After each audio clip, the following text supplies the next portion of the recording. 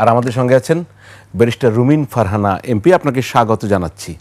এবং এই সেই এমপি যিনি একাদশ জাতীয় সংসদে ছিলেন, বিএনপির এমপি, এখন স্বতন্ত্র।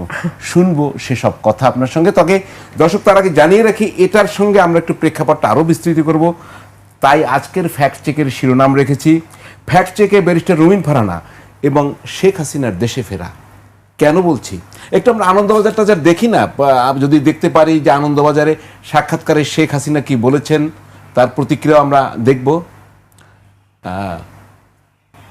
যেটা আমি বলছিলাম, আমরা এর ফাঁকি দেখতে পাবো যে আনন্দবাজার পত্রিকায় আপনি এটা দেখতে পারি আমরা। আনন্দবাজার পত্রিকায় একটি সাম্প্রতিক, মানে 19 তারিখে একটি সাক্ষাৎকার ছাপা হয়েছে, যেখানে শেখ হাসিনা বলেছেন যে তিনি মাথা উঁচু করে দেশে ফিরবেন। আর এই টাইমস, এটা বাংলাদেশের পত্রিকা, তারা একটা নিজস্ব স্টোরি করেছে, এটা আনন্দবাজার। সেখানে তারা বলেছে যে শেখ হাসিনা মামলা ফেস করতেই দেশে ফিরবেন, ওটা ওদের নিজস্ব স্টোরি। এরপরে আমরা দুজন সাবেক উপদেষ্টার বক্তব্য দেখেছি। আসিফ নজরুলের আগে কিন্তু মাহফুজ আলম বলেছেন, তিনি ঠিক শেখ হাসিনার বিষয়টা বলেননি। তিনি বলছেন আওয়ামী লীগ সেদিনই ফিরেছে যেদিন 24-এর মুখোমুখি করা হয়েছে 71-কে। আর আমাদের আসিফ নজরুল সাহেব, আরেকজন উপদেষ্টা সাবেক, তিনি বলেছেন আসলে আওয়ামী লীগ ছিলই, কিন্তু ফিরেছে তার ঔদ্ধত্য, তার ধৃষ্টতা। আমার প্রশ্ন, এ নিয়ে মন্ত্রীদেরও বক্তব্য আছে, আমরা শুনবো। আমার প্রশ্ন, আপনি কি মনে করেন শেখ হাসিনাকে আসলেই ফিরবেন? কি মনে হয় সব কিছু মিলে? আপনাকে অসংখ্য ধন্যবাদ। শেখ হাসিনা ফিরবেন কি ফিরবেন না সেটা সময় বলবে, কিন্তু মাহফুজ আলম যে স্ট্যাটাসটা দিয়েছেন, আওয়ামী লীগ ফিরে আসছে। আমি যদি প্রশ্ন করি, আওয়ামী লীগ ফিরে আসছে মানে কি আওয়ামী লীগ কি ছিল না? আওয়ামী লীগ ছিল, এবং আওয়ামী লীগ হয়তো চাপে ছিল, দল নিষিদ্ধ হয়েছে, মামলা হয়েছে, নেতারা বিদেশে চলে গেছে, কর্মীরা অনেক দীর্ঘ সময়, 2 বছর একটা লম্বা সময় দিগ্ভ্রান্তের মতন ছিল, কিন্তু ছিল বাংলাদেশে। সে কারণেই আমরা দেখতে পাই যে এই নির্বাচনে ভোটের পার্সেন্টেজ যখন আমরা দেখি 38 to 40% উপরে অ্যাকচুয়ালি ভোট কাস্ট হয় নাই। সো এই যে বাকি মানুষগুলো, তারা কেউ হয়তো আওয়ামী লীগের কর্মী, কেউ হয়তো সমর্থক, কেউ হয়তো ভোটার, তারা মনে করেছে যে এই নির্বাচনে গিয়ে আমার কি লাভ যেখানে আওয়ামী লীগ নাই। সো এই যে আওয়ামী লীগের প্রতি সমর্থন, ভালোবাসা, এটা খুব স্বাভাবিক, কারণ এই দলটি দীর্ঘ সময় বাংলাদেশে রাজনীতি করেছে। পাকিস্তান আমলে এই দলটির জন্ম হয়েছে, 70-এর ওপরে বয়স এই দলটির, এবং বাংলাদেশের মুক্তির সংগ্রাম, বাংলাদেশের স্বাধীনতা যুদ্ধ এই দলটির নেতৃত্বে হয়েছে। এবং তারপরে বাংলাদেশে দীর্ঘ সময় আওয়ামী লীগ কখনো সরকারি দলে, কখনো বিরোধী দলে থেকেছে। সো আওয়ামী লীগ চলে গেছে, আওয়ামী লীগ হারিয়ে গেছে কথাটি বললে কারো কারো হয়তো ভাল লাগবে, কেউ কেউ হয়তো এক ধরনের আত্মতৃপ্তিও পেতে পারেন, কিন্তু বাস্তবতা হলো আওয়ামী লীগ ছিল এবং আওয়ামী লীগ আছে। আমাদের যেই জায়গাটায় প্রশ্ন, যে তাহলে ফিরে আসার কথা কেন বলা হচ্ছে, বা আসিফ নজরুল যেটা বললেন ফিরেছে তাদের দম্ভ, আপনি বললেন ঔদ্ধত্য, ধৃষ্টতা, ইত্যাদি ইত্যাদি। আমি যদি পাল্টা প্রশ্ন করি, যখন গত 17 মাস অন্তর্বর্তীকালীন সরকার এবং পরবর্তীতে 3 মাস এই নির্বাচিত বিএনপি সরকার, অর্থাৎ সব মিলিয়ে প্রায় 1.5 বছর, 2 বছরের কাছাকাছি সময়টিতে আপনি ন্যূনতম সুশাসন নিশ্চিত করতে পারেন নাই, যখন আপনি একটার পর একটা মব দেখে চোখ বন্ধ করে থেকেছেন, যখন মেয়েদেরকে লাঞ্ছিত হতে দেখেছি এবং আমরা দেখেছি যারা লাঞ্ছনা করছে তাদেরকে ফুলের মালা দিয়ে থানা থেকে বরণ করে নিয়ে আসা হচ্ছে, যখন আমরা দেখেছি ভয়াবহ রকম দক্ষিণ পন্থার উত্থান ঘটেছে গত 2 বছরে, যখন আমরা দেখেছি উগ্রবাদ, মৌলবাদ একটা ভয়াবহ রূপ নিয়েছে, যখন আমরা দেখেছি গত কয়েক মাসে 100-এর উপরে শিশু ধর্ষণের শিকার হয়েছে, যখন আমরা দেখেছি ব্যাংকগুলোতে গ্রাহকরা যাচ্ছে, ফিরে আসছে খালি হাতে, চিৎকার করছে ব্যাংকের বাইরে দাঁড়িয়ে যে কেন তারা তাদের সামান্য কিছু সঞ্চয় ব্যাংক থেকে তুলতে পারছে না, তখনই তো আওয়ামী লীগ ফিরে এসছে। দেখুন, একটা সরকার যখন বিদায় হয় এবং আরেকটা নতুন সরকার আসে, মানুষ কিন্তু অবচেতনেই দুটো সরকারের তুলনা প্রতি মুহূর্তে করতে থাকে, যে ওই সরকারটির সময় আমি কি কি সুবিধা পেয়েছি বা কি কি অসুবিধা হয়েছে, এই নতুন সরকারের সময় আমি কেমন অবস্থা ফেস করছি। এই যে যখন মানুষ এই কম্প্যারিজনের মধ্যে যায়, তখন কিন্তু মানুষ অটোমেটিক্যালি তার ভেতরকার যে জাজমেন্ট সেটা দিতে শুরু করে।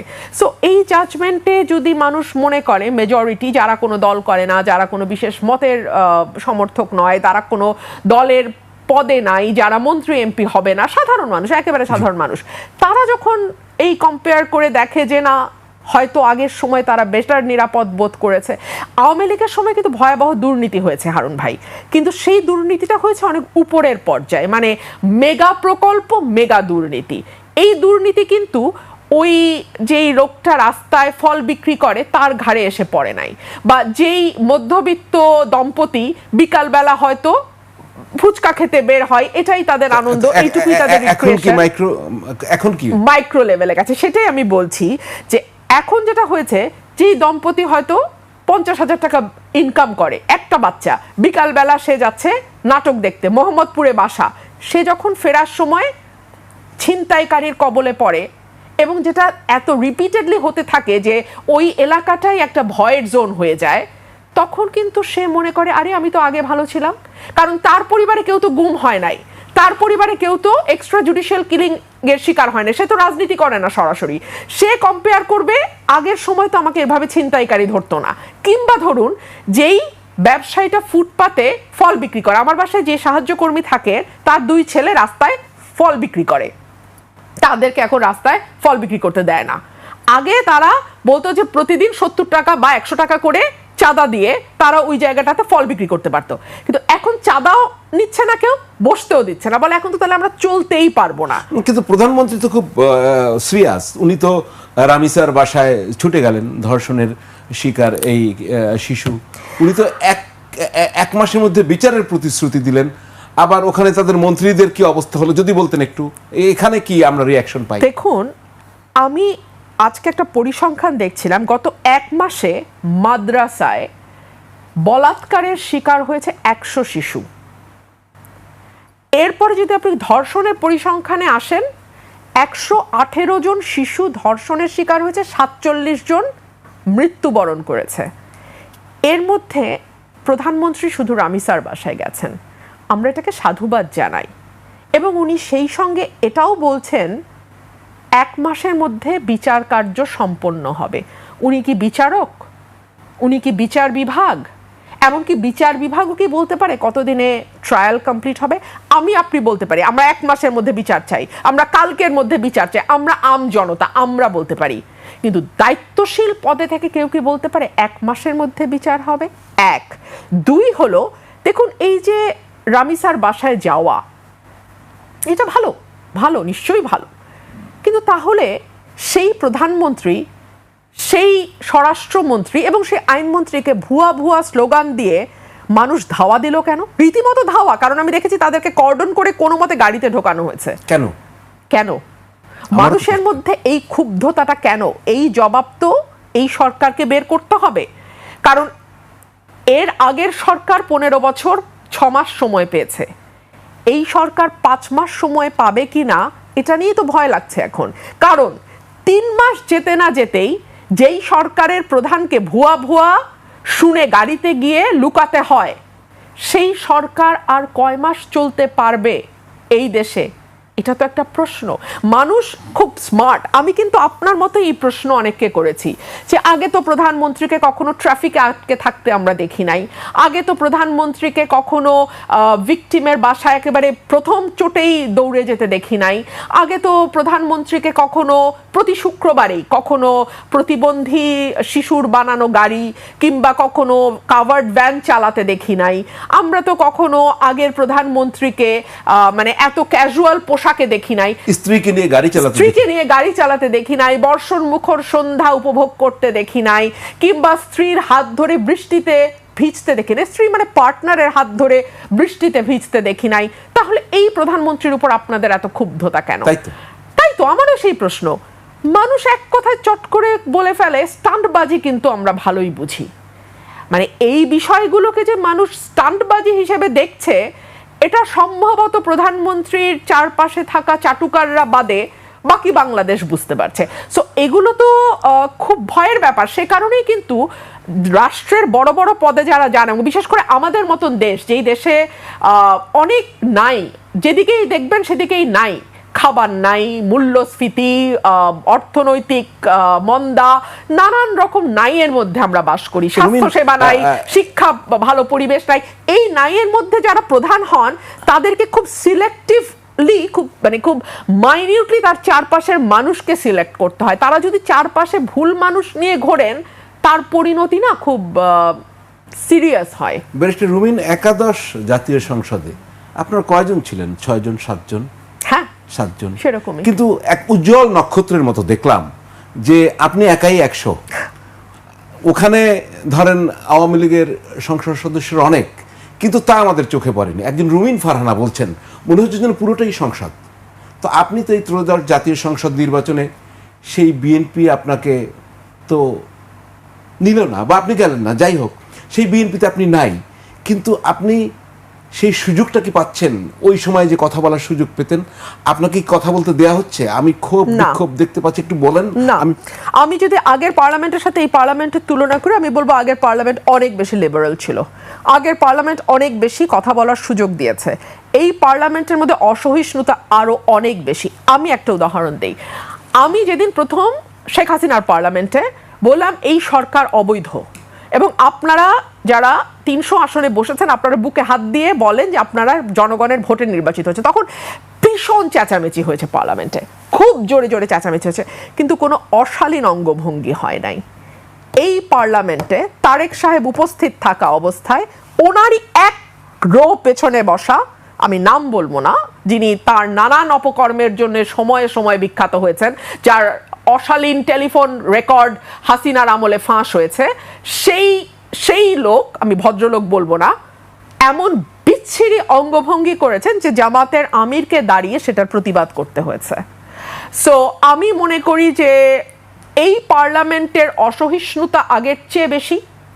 এই পার্লামেন্ট খুব মজা। হাসিনা হয়েছিল 15 বছরে, আওয়ামী লীগ অ্যারোগেন্ট হয়েছিল 15 বছরে। তারপরেও আমি আওয়ামী লীগের লোকদের সঙ্গে তো টকশোতে বসতাম, মন্ত্রীদের সাথেও বসতাম।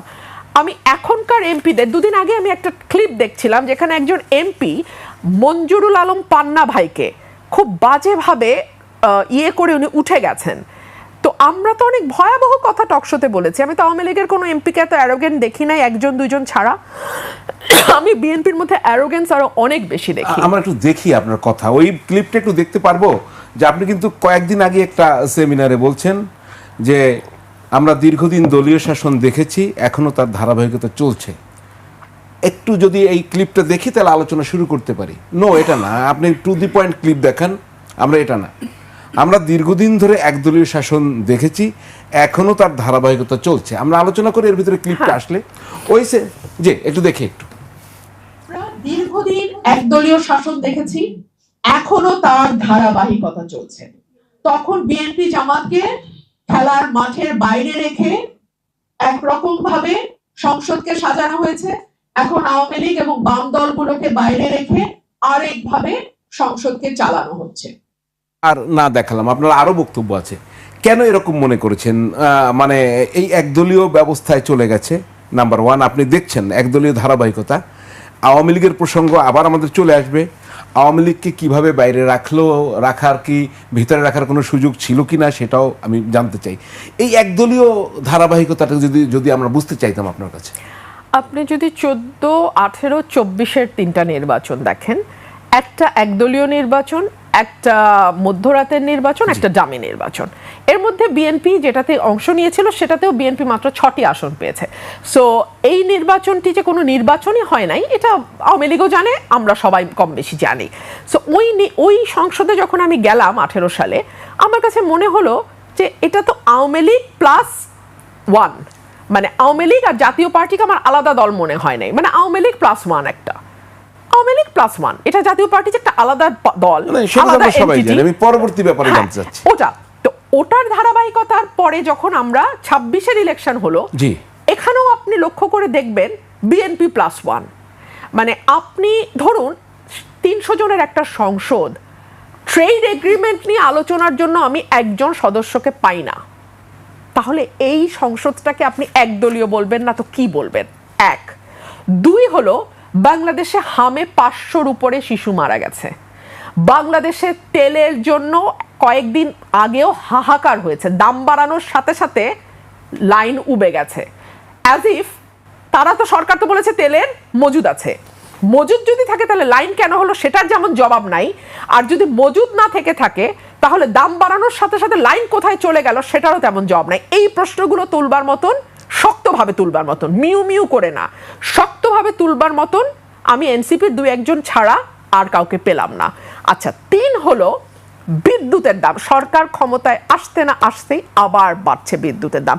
তেলের দাম আর বিদ্যুতের দাম যখন বাড়ে তখন আপনি মনে রাখবেন করলা, বেগুন, ঝিঙ্গা, পটল সব কিছুর দাম বাড়বে, সব কিছুর দাম বাড়বে। আপনি বাজারে যান, আমরা তো কাউরান বাজারের মধ্যেই বসে আছি, গিয়ে পিছনে খবর নেন 100 টাকার নিচে আপনি কোনো সবজি পান কিনা। বহু পরিবার আছে 6 মাস এক টুকরা মুরগির মাংস খায় নাই, গরুর মাংস তো চোখেই দেখে নাই, বাদ দিলাম। তো এই রকম অবস্থায় যখন আপনি তেল আর বিদ্যুতের দাম বাড়াবেন, মধ্যবিত্তের অবস্থা কি দাঁড়ায়? হাম নিয়ে কি হয়েছিল? আপনি তো কথা বলতে চেয়েছিলেন হাম নিয়ে। হাম নিয়ে কথা যখন বললাম, আমার কাছে মন্ত্রীকে বিরক্ত মনে হয়েছে। এই মন্ত্রী মহোদয় সজ্জন ব্যক্তি, মন্ত্রী হওয়ার আগে ওনার সঙ্গে আমার হর হামেশাই কথাবার্তা হতো। তো মন্ত্রী হওয়ার পর হয়তো উনি আর কি সেই মানে যাই হোক, মন্ত্রিত্বের তো একটা গরম আছেই। প্রধানমন্ত্রী বলেন না চেয়ার দিয়ে আগুন বেরোয়, তো প্রধানমন্ত্রীর চেয়ার যদি দাউ দাউ করে জ্বলে, মন্ত্রীদের চেয়ার যে একটু একটু মানে মাইক্রো ওভেনের কাজ করবে না তা তো না। তো মন্ত্রীদের চেয়ারও একটু একটু মাইক্রো ওভেনের কাজ করে, মন্ত্রীরাও একটু গরম হন। তো উনি খুব একটা কমফোর্টেবল ছিলেন না উত্তর দিতে, আমার মনে হয়েছে। মেবি আই এম রং। তো আমি ওনাকে বললাম, উনি বললেন এত ভয় দেখালে নাকি সবার হাম হবে, মানে রোগাক্রান্ত হয়ে যাবে। তাই আমি বললাম আমরা তো সাংসদের সামনে কথা বলি, 300 হামের রুগী নিয়ে না। সো এই যে একটা জবাবদিহিতার ল্যাকিং এবং দোষ চাপানো, এবং ভেরি ইন্টারেস্টিং, দেখেন এই সরকারটি কিন্তু ইউনূস সরকারের একটা প্রলম্বিত অংশ। আমি বলি কেন, আমি এ কারণেই বলছি প্রলম্বিত অংশ। এই সরকার আসার ঠিক 3 দিন আগে ট্রেড এগ্রিমেন্টের মতো একটা ভয়াবহ গোলামির চুক্তি বাংলাদেশে হয়েছে। যেই এগ্রিমেন্টটা নিয়ে ধরেন আমার মতন দুষ্ট লোক এটাকে গোলামির চুক্তি বলতেছে, নিজের পলিটিক্যাল ফিউচারের কথা চিন্তা না করেই বলতেছে। বাকিরা এটা নিয়ে আলোচনা, দুষ্ট না বোকা লোক, বোকা বোকা বোকা কাম দুষ্ট। কারণ আমার আসলে আমি কখনো আমি আপনাকে এটা সাইডলাইনে আরেকটা কথা বলি, এইবার মন্ত্রী হওয়ার পর দেখলাম প্রতিমন্ত্রীরা প্রধানমন্ত্রী গাড়ির পিছনে দৌড়ায়। বেশ, মানে আমি 3টা প্রতিমন্ত্রীকে দেখছি প্রধানমন্ত্রী গাড়ির পিছনে দৌড়াতে। মানে মন্ত্রী হতে হলে যদি আত্মসম্মানবোধ বাদ দিয়ে এখানে নামতে হয়, খোদা যেন আমাকে বাংলাদেশে কোনোদিন মন্ত্রী না করে। ইন্ডিপেন্ডেন্ট এমপির সম্মান অনেক বেশি, খোদা যেন আমাকে কোনোদিন মন্ত্রী না করে, যেখানে আমাকে একজন ব্যক্তির গাড়ির পিছনে, টিসিবির ট্রাকের পিছনে দৌড়ানোর মতন, অভাবী মানুষের মতন আমাকে দৌড়াতে বাধ্য করে। আমি এর চেয়ে খারাপ ভাবে আর কিছু বললাম না। আমরা শুনবো আপনার কথা, আরো অনেক বিষয় না, রয়েছে। আমি ওটাতে শেষ করি যে এই বিষয়গুলো নিয়ে আলোচনা করবার সাহস সংসদে 2 দলের এক দলও করলো না, মানে বিএনপি এবং জামাতের কেউ সাহস করলো না। তার মানে এটা হচ্ছে ইউনূসের একটা প্রলম্বিত অংশ। ইউনূসের খলিলুর রহমান এই সরকারের পররাষ্ট্রমন্ত্রী, মানে বিএনপি এতই অযোগ্য পার্টি যে যারা গত 25 বছরে তাদের 20 বছর ধরে বিরোধী দলে থাকা অবস্থায় তাদের একটা পররাষ্ট্রমন্ত্রী ঠিক করতে পারে নাই। সো খলিলুর রহমানকে তাদের পররাষ্ট্রমন্ত্রী বানাইতে হইতেছে। চিন্তা করেন এইটা ইউনূসের অংশ, যে সরকারের তথ্য উপদেষ্টা ডক্টর জাহিদুর রহমান বলছে যে না না, আমরা বিশ্বাস করতে চাই যে ইউনূস সরকারের সময় শিশুদেরকে হত্যা করার উদ্দেশ্যে টিকা বন্ধ হয়েছে, বিষয়টি এমন নয়। আরে বোকা, ছাগল শব্দটা নাই বললাম মিডিয়াতে, কেউ তো হত্যার উদ্দেশ্যে করে না, কিন্তু যখন তার গাফিলতি এমন পর্যায়ে যায়, যেটাকে বলা হয় রেকলেসনেস আইনের ভাষায়, যে এমন পর্যায়ে রেকলেসনেস যে যেটা অবধারিতভাবে মৃত্যু নিয়ে আসবে অন্য মানুষের, এবং সেটা তোমার না বোঝাটা বা সেইটাকে পাত্তা না দেওয়াটা তোমার এমন রেকলেসনেস যেটার জন্য তুমি হোমিসাইডের অপরাধী হতে পারো। জি, আমি বিরতিতে যেতে চেয়েছিলাম, তো আর একটা প্রশ্ন না করে আর যেতে পারছি না। তো অযোগ্য দলটি সম্পর্কে যখন বিএনপিতে ছিলেন তখন টের পাননি? না, তখন পাই নাই। কেন? তখন তো তারা ছিল মজলুম, তাদের গুম করে, তাদেরকে গিয়ে বিচার বহির্ভূতভাবে হত্যা করে, তাদের নামে হাজার হাজার মামলা হয়, তারা বছরের পর বছর জেলে থাকে, বাপমার জানাজা আসার আগে হাতে হ্যান্ডকাফ পরায় আসে, এগুলো তো সত্য। সো তখন যদি আমি এই বিষয়গুলোতে কথা না বলতাম, তাহলে আজকে তো আমি এই সত্য উচ্চারণ করতে পারতাম না। তখনও আমি সত্য উচ্চারণ করেছি, গেছে বিএনপির পক্ষে, আজকেও আমি সত্য উচ্চারণ করছি, গেছে বিএনপির বিপক্ষে, আমি কি করব বলেন? রুমিন ফারহানা এটা করবেই, আমি করবই, কোনো ভয় নাই। আমার বাবাকে আমি এইটাই দেখেছি। আমি জীবনে আমি যখন রাজনীতিতে এসেছি আমি সচেতনভাবে সিদ্ধান্ত নিয়েছিলাম আমি আমার বাবা হব না, আমি কোনোভাবেই আমার বাবার মতো হব না। কিন্তু আমি যত দিন যাচ্ছে, আমি যতই মানে আমার বয়স যত বাড়ছে, আমি যত ধীরে ধীরে আমার জীবনের শেষ দিকে যাচ্ছি, আমি দেখতে পাচ্ছি আমি আসলে আমার বাবাই। এবং নির্বাচনে যখন দাঁড়িয়েছেন তখন এটা আরো স্পষ্ট আরো স্পষ্ট হয়েছে, মানে আমি আসলেই অলি আহাদ সাহেব, আমার এখান থেকে আমার মুক্তি নাই। শুনবো আপনার কথা আরো। দর্শক, ফ্যাক্ট চেকে এবার একটি বিরতি নিচ্ছি, ফিরবো একটু পরেই, সঙ্গে থাকুন। দর্শক, বিরতির পর ফিরে এলাম ফ্যাক্ট চেক নিয়ে। আমাদের সঙ্গে আছেন ব্যারিস্টার রুমিন ফারহানা এমপি। একটু বলে রাখি, তিনি কিন্তু ব্রাহ্মণবাড়িয়া 2 আসন সরাইল আশুগঞ্জ, সেখান থেকে তিনি নির্বাচিত হয়েছেন স্বতন্ত্র, সেটা আপনারা আগেই জানেন। সেখানে কিন্তু আপনাকে তো বিএনপি থেকে বহিষ্কারও করা হয়েছিল আপনি স্বতন্ত্র নির্বাচন করার জন্য। তো বহিষ্কারের সময় আপনার কেমন লেগেছে সেটা একটু শুনে আমরা ঢুকি। আপনি তো বিএনপি থেকে খুব স্বাভাবিকই মনোনয়ন আশা করবেনই, স্বাভাবিক, আমি তো সেটা অস্বীকার করার উপায় নেই। জি, আমি বলি, দফায় দফায় কিন্তু 3বার মনোনয়ন ডিক্লেয়ার হয়েছে। প্রথমে এক গুচ্ছ, আমার নাম নাই। সেকেন্ড রাউন্ডে আরেক গুচ্ছ, আমার নাম নাই। থার্ডে গিয়ে যখন অল্প সময়ে বাকি আর নির্বাচনের, তখন আমি বুঝে গেছি দূর এ আর হবে না। আর আমি দলে একটা মেসেজ মোটামুটি আমি বলেও ফেলছিলাম যে আমাকে না দিলে আমি স্বতন্ত্র করব। আমি ওটা নিয়ে খুব যে ছিলাম তা না। আর আমি অলওয়েজই আমার নিজের জীবনে যেহেতু দীর্ঘ সময় আমাকে আমার পরিবারের দায়িত্ব একা হাতে করতে হয়েছে, নিতে হয়েছে, আমি খুব আবেগের মানুষ না। আমি কেউ কিছু বললে আমি একেবারে কাঁদতে কাঁদতে পড়ে যাই, ওই মেটেরিয়ালি আমি না। সো আই ওয়াজ অলরেডি যে আমার এটা না হলে আমার এটা করতে হবে, এটা না হলে এটা করতে হবে। সো আমি আমার ব্যক্তিগত জীবনে, আমার পারিবারিক জীবনে, আমার রাজনৈতিক জীবনে, আমার ওকালতির জীবনে আমি অলওয়েজ কিন্তু first plan, second plan, third plan, fourth plan, এগুলো সব আমার রেডি থাকে। সো আমার ওই সব কিছু রেডি ছিল যে আমাকে দল না দিবে আমি।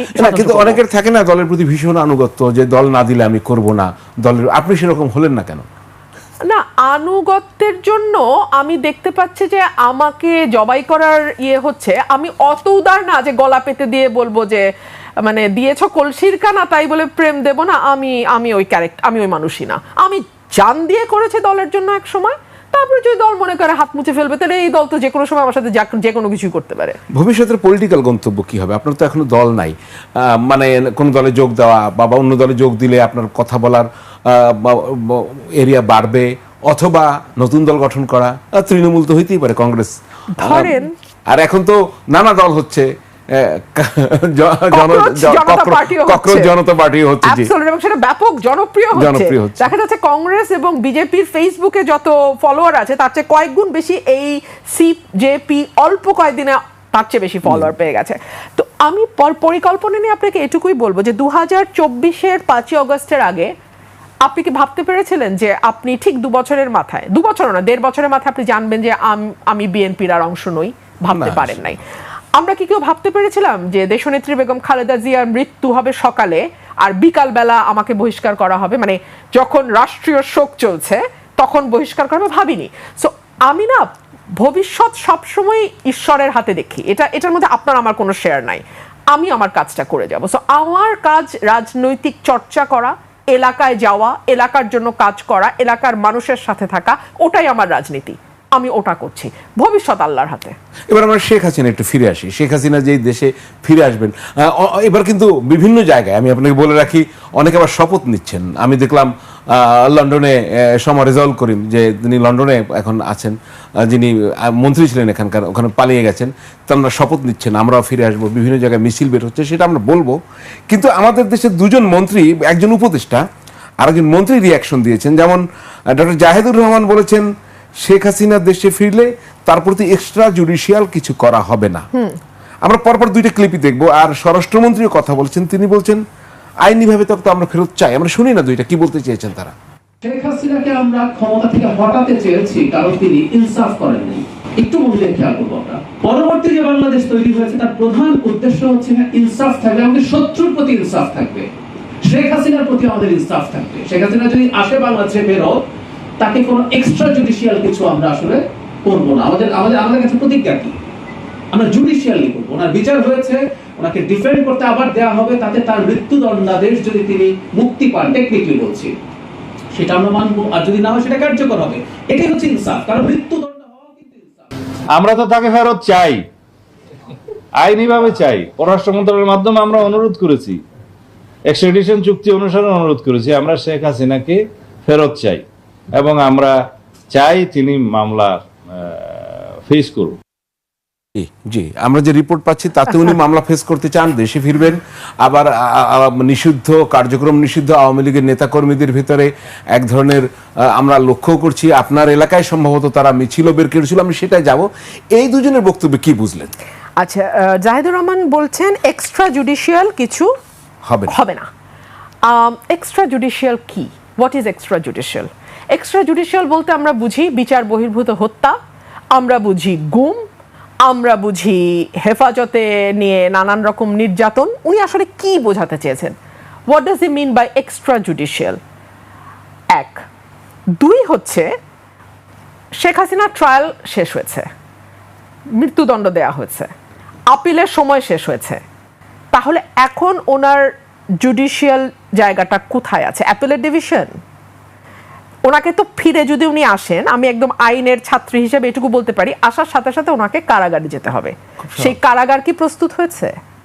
আচ্ছা, আইনিভাবে ফেরত চায় বলছে স্বরাষ্ট্রমন্ত্রী। একটা নোট ভার্বাল দেয়া ছাড়া আইনি কোনোভাবে ফেরত চাওয়া হয়েছে বলে আমাদের জানা নাই।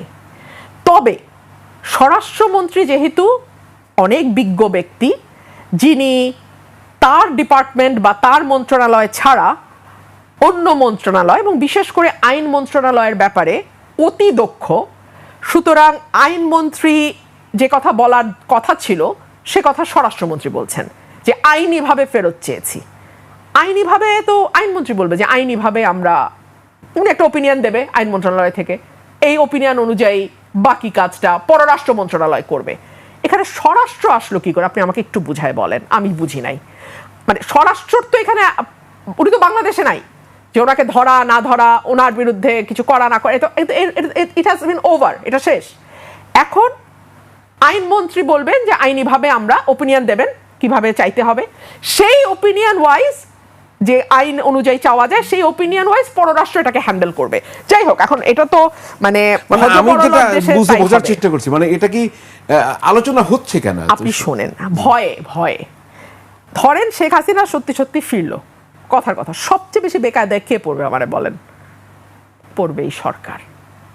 তারা না পারবে এক্সিকিউট করতে ফাঁসি, তখন চারপাশে চিৎকার উঠবে এক দলের যে রায় কার্যকর করা হোক, আর রায় কার্যকরের ন্যূনতম আভাস পেলে আরেক দল যে কিভাবে মাঠে নামবে, এইটা কি এই সরকার বোঝে না? এই সরকার স্টানবাজি করে, এই সরকার বালখিল্যতা করে, এই সরকার চটুল ব্যাপারে মানুষের সদয় দৃষ্টি আকর্ষণ করার চেষ্টা করে, কিন্তু একেবারে এত বোকা তো না যে এই সরকার এটা বুঝে না। তো শেখ হাসিনা যদি বাংলাদেশে এই মুহূর্তে আসে, বা এই বছর, এই মুহূর্ত মানে এই বছর, আমি দুঃখিত, এই বছরের মধ্যে ফেরে বা যখনই ফিরুক, বিএনপি যদি ক্ষমতায় থাকে, তার চেয়ে বেশি বিপদে আর কেউ পড়বে না, স্বয়ং আওয়ামী লীগও পড়বে না। শীর্ষ নেতৃত্ব থেকেও তো বলা হচ্ছে যে একটি দল তলে তলে যোগাযোগ করে, মানে হ্যাঁ, আপনি যখন আমি এটা আজকে শুনলাম 86 এবং 96 উদাহরণ টানা হয়েছে, সুস্পষ্ট যে জামাতের সাথে আওয়ামী লীগের একটা আতাত বা এক ধরনের সম্পর্কের ইঙ্গিত করা হচ্ছে। বাংলাদেশে এটাও একটা নতুন ব্যাপার, আজকাল না ভাসুরের নাম কেউ মুখে নেয় না। মানে জামাতের আমিরও অনেক বদনাম করবে বিএনপির, কিন্তু বিএনপি শব্দটা উনি কিছুতেই বলবে না। আবার একইভাবে বিএনপিও কিন্তু জামাতকে আর এই ইশারায় অনেক কথা বলবে, মানে অনেকটা কি বলবো বলেন, ভাসুরের নাম মুখে নেওয়া যায় না। আর প্রেম হলে টিনেজে যখন একজন আরেকজনের সঙ্গে দেখা হয়, নানান রকম আরে ইশারা ইঙ্গিতে কথা চলে। তো বিএনপি জামাতের সম্পর্কটা এখন অনেকটা ওই রকম, আরে ইশারায়। আরে ইশারার দরকার নাই, যে কথা উনি বুঝাইতে চাইছেন সেটা হচ্ছে আওয়ামী লীগের সাথে জামাতের একটা ঐক্য হতে যাচ্ছে। হতেই পারে, মানে হলে তো খুব অবাক হওয়ারও কিছু নাই, হতেই পারে ঐক্য। রাজনীতিতে তো শেষ কথা বলে কিছু নাই। আমি একটু আপনার একটা বক্তব্য যদি এখন দেখানো যায় আমি দেখাবো, তারপরে আরেকটু এটা ফ্যাক্ট চেক করতে চাই। আপনি মব ভায়োলেন্সের কারণে বিচারপতিরা এখনো স্বাধীনভাবে জামিন দিতে পারেন না। ভিডিওটা যখনই আসতে পারবে আমরা দেখব, দেখার পরে আমার প্রশ্ন আছে আপনার কাছে। জি, দোষ দেই, বিচারক কিভাবে শুনবেন তার ঘাড়ের উপরে কয়টা মাথা মব বাইরে অপেক্ষা করছে, মামলায় জামিন হলে মব গিয়ে ঢুকবে আদালত প্রাঙ্গণে। এবং এই ঘটনা ঘটেছে বলেই আমি বলছি, এমন না যে ঘটনা ঘটে নাই, মব ঢুকবে গিয়ে আদালতে। সো বিচারকের পক্ষে রাজনৈতিক মামলা শোনা সম্ভব নয়।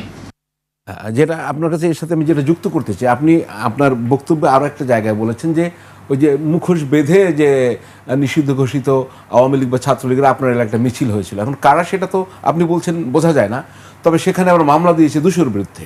তাহলে 20 জন 25 জন বের করছে দুশোর বিরুদ্ধে মামলা, এটা মামলা বাণিজ্যের একটা স্কোপ তৈরি হচ্ছে কিনা। এই যে মব আবার জামিন দিচ্ছে না, তো মব কি শেষ হয় না? আমরা তো তাহলে বিচার বিভাগকে এখন স্বাধীনভাবে কাজ করতে পারছে না, মানে কোথায় যাচ্ছি আমরা তাহলে?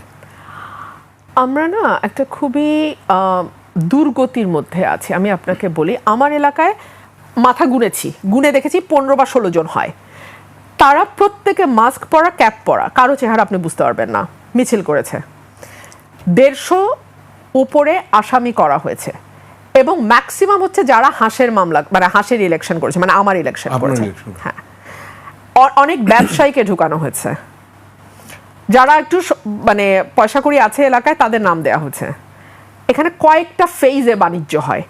প্রথমে হলো এলাকার বিএনপি লিডাররা ফোন দেয়, এই মামলা কিন্তু হয়ে যাবে, আমরা তো আটকাইতে পারবো না, বুঝে নিত অবস্থা, ইত্যাদি ইত্যাদি। এটা হচ্ছে আভাস তৈরি করা যে কিছু কিন্তু দিতে হবে। কিছু দিলে আচ্ছা নামটা দেখেই বুঝেন তো, আমি তো খাবো না কিন্তু থানা তো শুনবে না, কথা বুঝেন, আমি তো খাবো না থানা তো শুনবে না, গেল কিছু টাকা।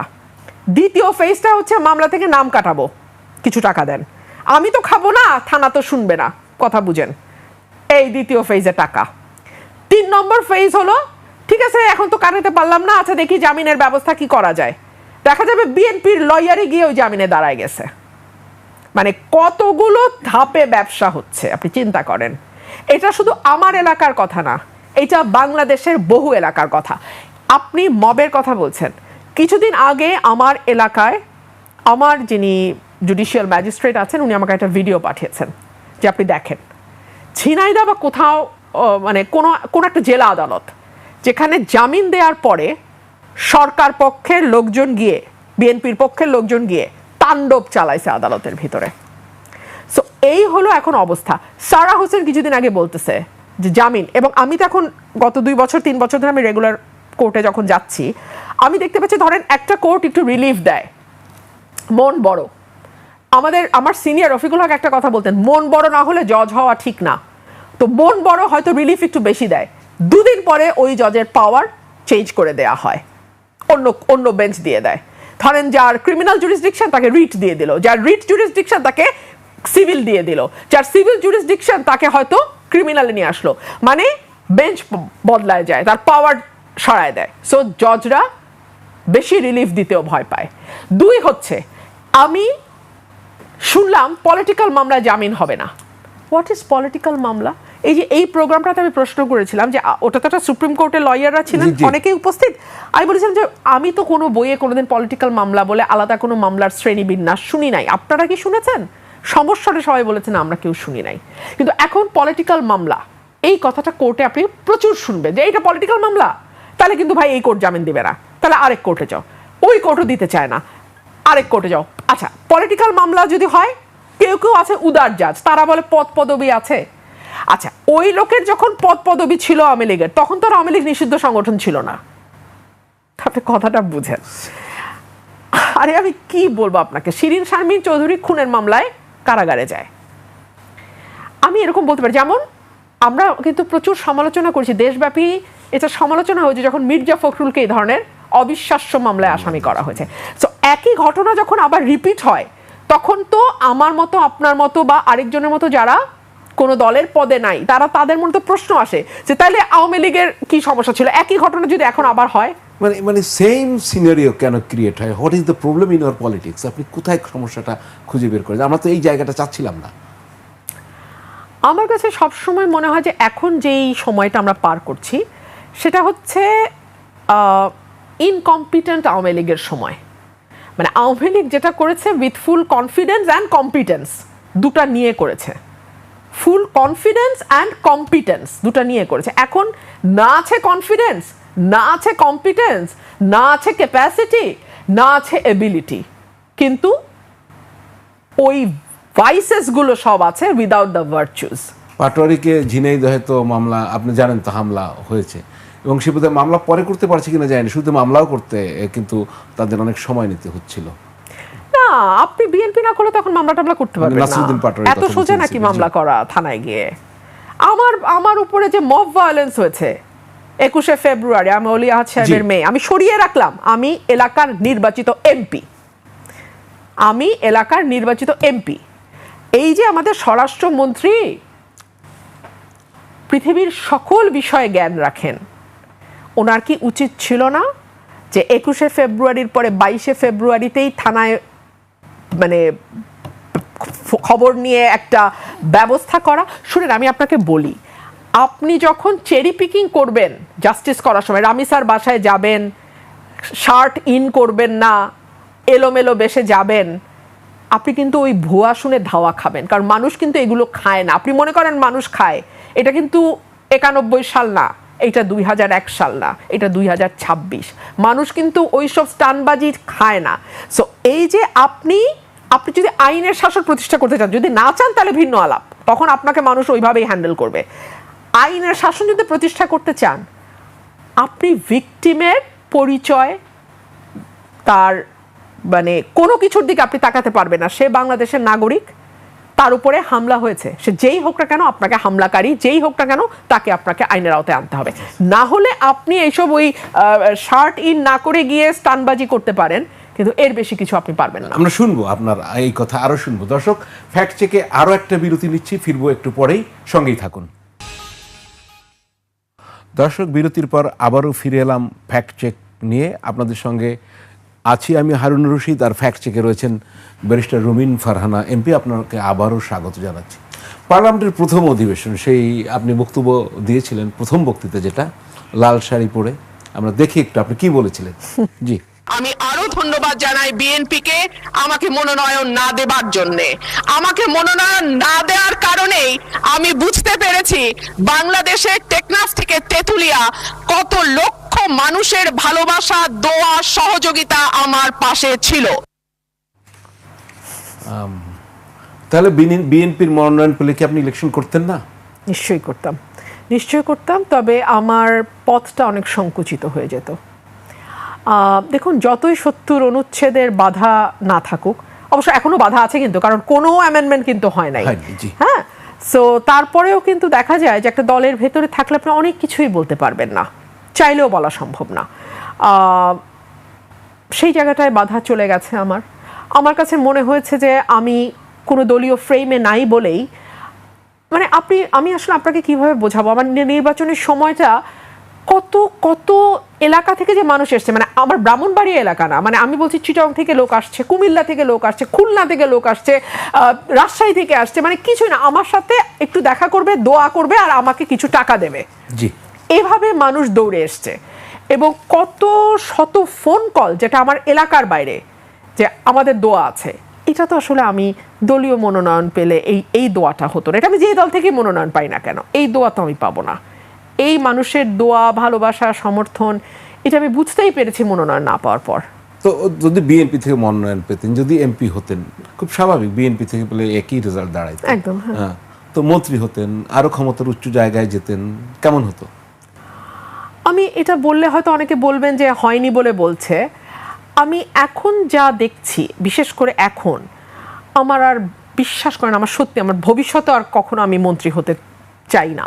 মানে যেই মন্ত্রীকে গাড়ির পেছনে দৌড়াতে হয়, এত নিচে নেমে গিয়ে যদি মন্ত্রিত্ব রাখতে হয়, আমি সেটা পারবো না। এবং আসলে শুনুন, আমি আপনাকে বলি, মন্ত্রী হবার কিন্তু একটা মানে যায় দিন ভালো, আসে দিন খারাপ।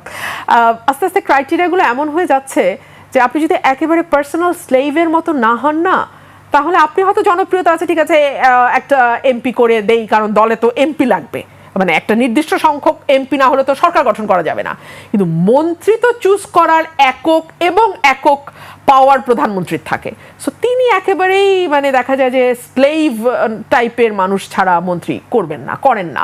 আমরা কি আরেকজন সাইফুর রহমানকে পাবো যিনি প্রধানমন্ত্রীর সঙ্গে দ্বিমত করতেন একেবারে মানে শক্তভাবে, কিংবা আরেকজন মওদুদ আহমেদ যিনি দলে থেকেও 1-11 সময়ে নিয়ে তার বইগুলো আমি পড়ছি এখন, সো আমি একদম দেখতে পাচ্ছি যে উনি কিভাবে দলের প্রধানকে ক্রিটিসাইজ করছেন, কিংবা সালাউদ্দিন কাদের চৌধুরী ফর দ্যাট ম্যাটার যিনি মানে দলে থেকেও বলছেন যে দল কে চালায় উনি বুঝতে পারেন না। এইরকম সাহসী লোক হলে তো দলে মন্ত্রী তো দূরের কথা, নমিনেশনে আপনি পাবেন না। সো আমি আসলে ওইভাবে আত্মা বিক্রি করে দিয়ে হওয়াটা আমার কাছে কোনো কিছু অত দামি মনে হয় না যার জন্য আত্মা বিক্রি করা যায়। এখন সংসদে ধরেন জামায়াত ইসলামী কেমন রোল প্লে করছে, এনসিপি আপনার এক্সপেকটেশনের জায়গা, মানে যারা স্বতন্ত্র তাদেরকে আমরা বিরোধী ধরে নেই সাধারণভাবে, কিন্তু অন্য সময়ের কথা আলাদা।